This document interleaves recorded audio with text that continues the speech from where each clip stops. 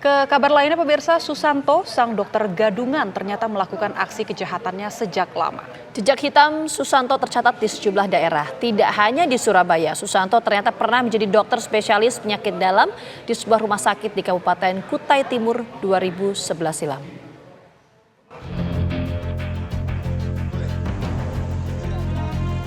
Inilah Rumah Sakit SOHC atau Rumah Sakit Medika Sangatta yang terletak di Jalan Yosudarso, Ibu Kota Kabupaten Kutai Timur, tempat Susanto, sang dokter gadungan pada tahun 2011 silam, bekerja sebagai dokter spesialis internis atau penyakit dalam.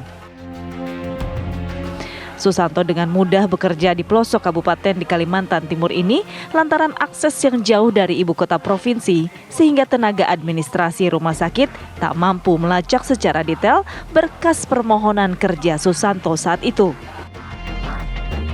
Direktur Rumah Sakit Medika Sangatta membenarkan jika Susanto pernah bekerja bersamaan di dua rumah sakit di Sangatta, yaitu Rumah Sakit Medika Sangatta dan Rumah Sakit Prima Sangatta selama 6 bulan. Dan kemudian diproses hukum.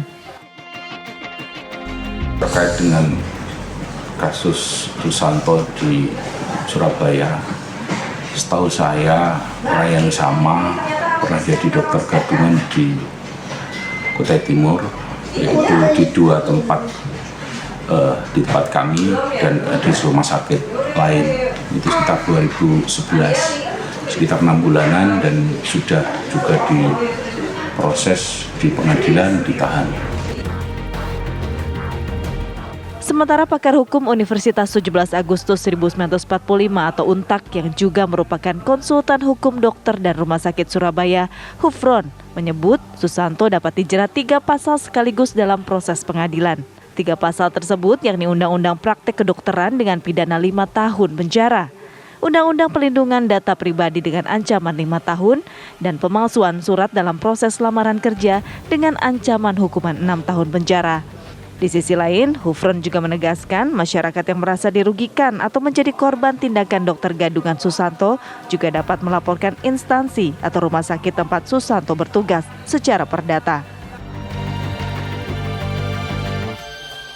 Tentu masyarakat yang merasa dirugikan akibat tindakan dokter gadungan tentu juga sesungguhnya bisa melaporkan secara pidana atau menggugat secara perdata kalau dia merasa dirugikan akibat tindakan yang dilakukan oleh dokter gadungan Dr. Susanto itu. Sebelumnya Susanto, 44 tahun, pria asal Grobogan, Jawa Tengah, sudah 7 kali melakukan aksi penipuan dengan menjadi dokter gadungan. Selain di RSPHC, Susanto juga pernah menjadi dokter gadungan di tempat fasilitas kesehatan lainnya seperti di Jawa Tengah dan beberapa kota di Kalimantan.